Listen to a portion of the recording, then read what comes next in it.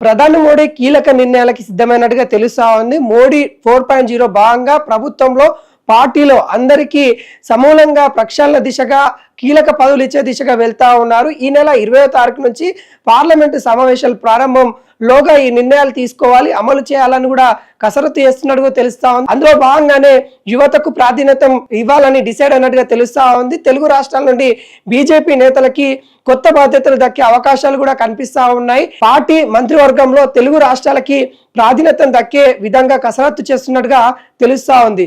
BJP కొత్త జాతీయ కార్యవర్గం ఏర్పాటుపై కీలక మంత్రాంగం కొనసాగుతా ఉంది. తాజాగా పార్టీ చీఫ్ నితిన్ నబీల్ మరియు అమిత్ షా నివాసంలో సుమారు 3 గంటల పాటు సమావేశమయ్యారు. ఈ సమావేశంలో బీజేపీ ప్రధాన కార్యదర్శి బిఎల్ సంతోష్ కూడా హాజరయ్యారు. పార్టీ సంస్థాగత వ్యవహారాల్లో కీలక పాత్ర పోషిస్తున్న ఈ ముగ్గురు నేతలు మధ్య జరిగిన చర్చలు కొత్త కేంద్ర బృందానికి రూపకల్పనతో పాటు భవిష్యత్తు రాజకీయాలపై వ్యూహాలు కూడా సమగ్ర చర్చించారన్నట్టుగా సమాచారం వస్తా ఉంది.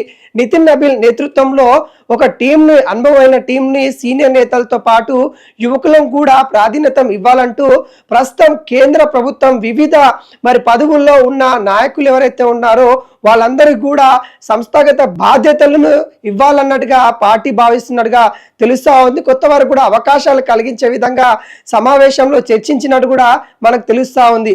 ముఖ్యంగా తెలుగు రాష్ట్రాలకి ప్రాధాన్యత కూడా ఇస్తున్నట్టుగా తెలుస్తా ఉంది. కొందరు మంత్రులకి జాతీయ స్థాయిలో కీలక పదవులు అప్పచెప్పే అవకాశం పైన ఇటు కొంత నిర్ణయం తీసుకున్నట్టు కూడా తెలుస్తా ఉంది. అదేవిధంగా పార్లమెంటు బోర్డు, కేంద్ర ఎన్నికల కమిటీ, జాతీయ కౌన్సిలింగ్ లో కూడా కీలక మార్పులు జరుగుతున్నట్టుగా తెలుస్తా ఉంది. కీలక పదవుల్లో దక్షిణ రాష్ట్రాలకి సంబంధించిన వాళ్ళకి ప్రాధాన్యత ఇవ్వనున్నట్టుగా తెలుస్తా ఉంది. ముఖ్యంగా తెలంగాణ నుండి కిషన్ రెడ్డి, బండి సంజయ్ ప్రస్తుతం కేంద్ర మంత్రులుగా ఉన్నారు. తెలంగాణ నుంచి మరొకరు కూడా కేంద్ర కేబినెట్ లో చోటు దక్కే అవకాశం కూడా ఉన్నట్టు కూడా తెలుస్తా ఉంది. అదే సమయంలో బండి సంజయ్, కిషన్ రెడ్డికి మంత్రివర్గంలో కొనసాగుతూనే పార్టీ బాధ్యతలు కూడా కేటాయించే అవకాశాలు ఉన్నట్టుగా సమాచారం అయితే తెలుస్తా ఉంది.